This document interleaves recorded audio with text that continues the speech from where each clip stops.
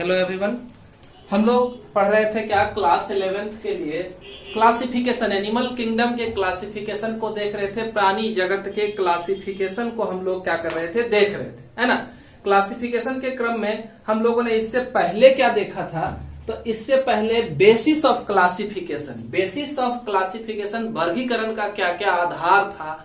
Bilateral symmetry किसे कहते हैं, डिप्लोब्लास्टिक ऑर्गेनिज्म कौन है, ट्रिप्लोब्लास्टिक ऑर्गेनिज्म किसे कहते हैं, है ना। सेगमेंटेशन क्या है, सीलोम किसे कहते हैं, नोटोकॉट का प्रेजेंस क्या है। तो ये सब हम लोगों ने इस टॉपिक को पढ़ा था। अगर आप हमारे चैनल पर नए हैं, चैनल को सब्सक्राइब करें और बेल आइकॉन बटन को दबाएं, नोटिफिकेशन आपको मिलता रहेगा और पिछली वीडियो को भी आप आराम से देख सकते हैं, है ना। तो आज यहां हम लोग क्या करेंगे, सबसे पहले एनिमल किंगडम के क्लासिफिकेशन को देखेंगे कि कितने सारे ऑर्गेनिज्म हमारे एनिमल किंगडम में है। तो एनिमल किंगडम को एनिमैलिया कहा जाता है। एनिमल किंगडम को क्या कहा जाएगा, एनिमैलिया कहा जाएगा। एनिमैलिया में जीव जो है वो कोशिकीय स्तर के हैं, उत्तक स्तर के हैं, अंग को रखने वाले और अंगतंत्र को रखने वाले जीव है ना। बहुत सारे जीव इसके बिना सम्मिति के हैं, है ना। तो नो सम्मिति, नो सिमेट्री वाले में पोरीफेरा ग्रुप आता है। अर्य सम्मिति रेडियल सिमेट्री को कहते हैं, ये बताया जा चुका है पिछले वीडियो में। तो अर्य सम्मिति में क्या है, अर्य सम्मिति को रखने वाले में सिलेंट्रेटा, जिसको नाइडेरिया कहा जाता है, टिनोफोरा, ये दोनों आते हैं अर्य सम्मिति रखने वाले में, है ना। उसके बाद जो है प्लेटीहेल्मिंथ को में ऐसा ऑर्गेनिज्म है जिसमें कि हमारा सिलोम अब्सेंट होता है, बॉडी कैविटी नहीं होता है ना, बॉडी कैविटी नहीं होता है। एस्की हेल्मिंथ ग्रुप में क्या होता है, स्यूडोसिलोम होता है, माने बॉडी कैविटी लगता है कि है लेकिन रियल में होता नहीं है। इतना सारा सिलोमेट में कौन कौन आते हैं, Annelida, arthropoda, mollusca, echinodermata, hemichordata और कॉर्डेटा, है ना। ये सब जो है सिलोमेट क्रिएचर्स में आते हैं, ठीक है। हमारे फाइलम कौन कौन हो गए, तो porifera, coelenterata, cnidaria, cnidaria, ctenophora, coelenterata, cnidaria दोनों एक ही है, टिनोफोरा। उसके बाद platyhelminth, aschelminth, annelida, arthropoda, mollusca, echinodermata, hemichordata और कॉर्डेटा, है ना। इतना सारा हमारा क्या है, फाइलम है, जिसको एक एक करके उसके कैरेक्टरिस्टिक को, उसके विशेषताओं को हम लोगों को क्या करना है, पढ़ना है। तो सबसे पहले हम लोग पढ़ेंगे संघ, है ना, फाइलम पोरीफेरा के बारे में।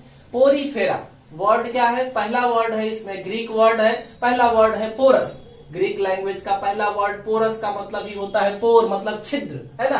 फेरी का मतलब टू बियर, रखने वाला। वैसे क्रिएचर्स जिसके बॉडी पर क्या हो, होल्स हो, उसे ही क्या कहा जाता है, पोरीफेरा कहा जाता है, ठीक है।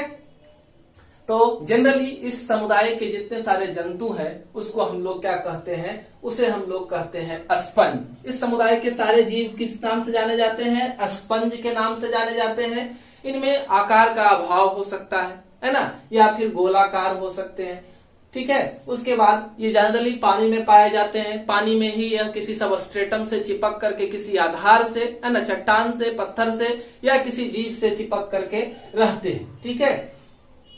पौधे की तरह अस्थायी होकर के जीवन गुजारते हैं। तो फिर जंतु कैसे हैं, है ना, तो ये हम लोग देखेंगे। इसके शरीर में अनेक छिद्र होते हैं। ये सारे छिद्र अंतिम में जाकर के बॉडी के अंदर एक कैविटी का निर्माण करते हैं। सारे छिद्र जो होते हैं वो शरीर के अंदर जाकर के कैविटी, कैनाल सिस्टम, नलिका तंत्र का निर्माण करते हैं और उस नलिका तंत्र को स्पंजोसील कहा जाता है, ठीक है। क्या कहते हैं इसको, स्पंजोसील कहते हैं। सबसे पहले आरी ग्रांट, नाम क्या है साइंटिस्ट का, आरी ग्रांट, है ना। आरी ग्रांट नामक साइंटिस्ट ने इसका आकारिकी, बाह्य रचना, मॉर्फोलॉजी जिसे कहते हैं, है ना, और शरीर क्रिया विज्ञान, फिजियोलॉजी जिसे कहते हैं, इसके बारे में अध्ययन किया स्पंज का और इसका नाम पोरीफेरा रखा, आरी ग्रांट। इसका मेन कैरेक्टरिस्टिक क्या है, मेन लक्षण क्या है, मेन विशेषताएं क्या है, मुख्य विशेषताएं जो है वह निम्नवत है। पहला है बहुकोशिकीय जीव होता है, ये ढेर सारी कोशिकाओं से ही बना हुआ होता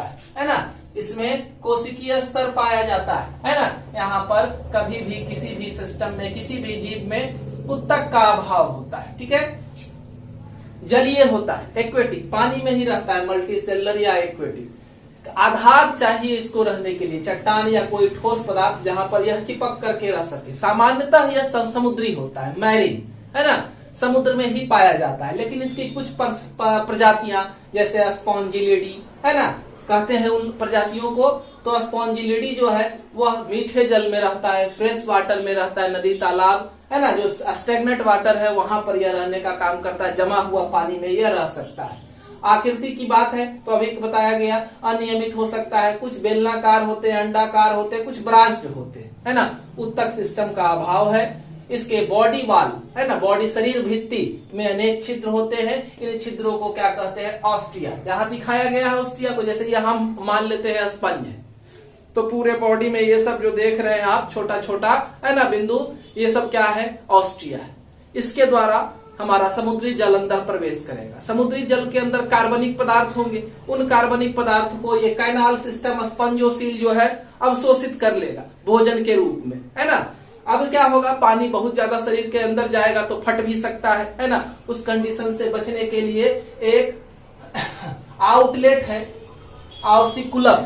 क्या है? एक छिद्र है, उसे क्या कहते हैं? ऑसिकुलम कहते हैं। इसके द्वारा सारा पानी बाहर निकल जाता है। उत्सर्जी पदार्थ, गंदे पदार्थ, भोज्य पदार्थ है ना, जो नहीं पचे हैं, गैस, ये सब बाहर निकलता है। इससे किससे? तो ऑसिकुलम से। ठीक है, तो ये हम लोगों ने देखा। तो ऑस्टिया समझ गए, ऑसिकुलम समझ गए, और वही जो हमारा स्पंजोसील था उसको जठराग गुहा पारागैस्ट्रिक कैविटी कहते हैं, जहां पर पाचन होता है।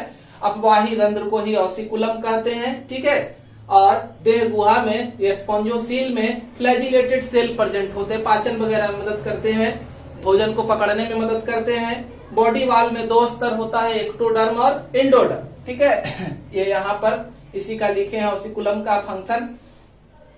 एक्टोडर्म और एंडोडर्म, और दोनों के बीच में मीजोग्लिया या मीजेनकाइम नामक चिपचिपा पदार्थ रहता है। और इस मीजेनकाइम में सिलिका, कैल्शियम कार्बोनेट से बना हुआ स्पॉन्जिन फाइबर है ना, कैल्शियम कार्बोनेट से बना हुआ स्पॉन्जिन फाइबर रहता है। और यह स्पाइकुल्स कहलाता है, कांटा है ना। यह शरीर के अंदर अंतः कंकाल का काम करता है। ठीक है, शरीर को एक संरचना, जो भी आकार है उस आकार को स्थिरता बनाए रखने में मदद करता है।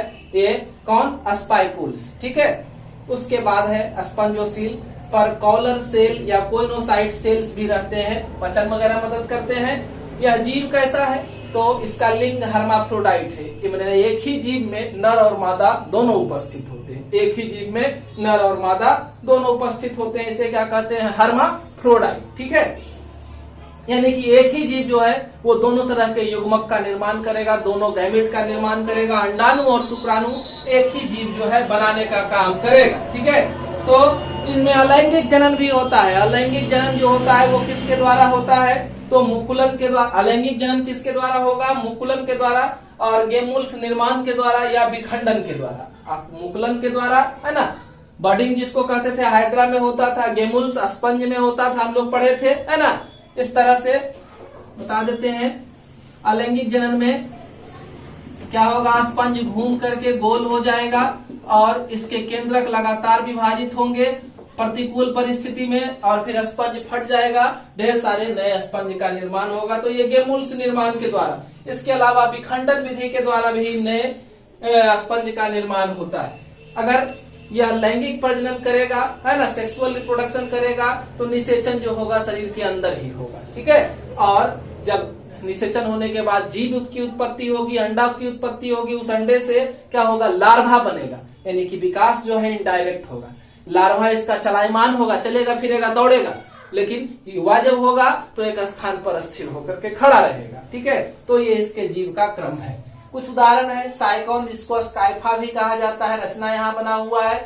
यू स्पॉन्जिया, इसको बाथ स्पंज या स्नान स्पंज भी कहते हैं। स्पॉन्जिला मीठे जल में पाया जाने वाला स्पंज है ना, नियमित आकार का। तो इतना सारा हम लोगों ने देखा फाइलम पोरीफेरा के बारे में। ठीक है, चैनल को सब्सक्राइब जरूर करेंगे, जिससे कि आपको हमारे वीडियो लगातार मिलते रहेंगे। धन्यवाद।